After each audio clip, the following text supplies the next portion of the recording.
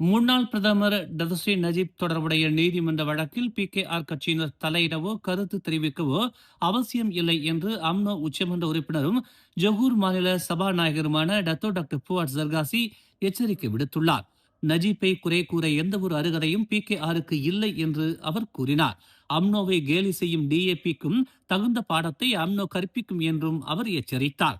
PKRின் முன்னாள் துணைத் தலைவரும் முன்னாள் அமைச்சருமான டதஸ்ரீ ரவிசி ரம்லி நஜீப்பிற்கு எதிரான கருத்துக்களை பரப்பி வருவதை அந்த கட்சியின் தலைமை கண்டிக்க வேண்டும் என்று அவர் வேண்டுகோள் விடுத்துள்ளார்.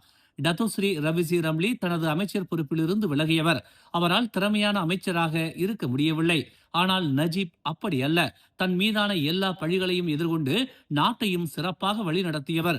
நஜீப்பை பற்றி பேச ரவிசி ரம்லிக்கு எந்த தகுதியும் இல்லை என்றும் தேவையற்ற அரசியல் குழப்பத்தை உண்டாக்காமல் PKR நஜீப் விவகாரத்தில் விலகி இருக்க வேண்டும் என்றும் டாக்டர் புவாட் சர்காசி தெரிவித்துள்ளார். மேலும் செய்திகளை தெரிந்து கொள்ள தமிழ் மலர் இணையதளம், தமிழ் மலர் செயலி மற்றும் மலர் டிவி யூடியூப் சேனலை வலம் வாருங்கள்.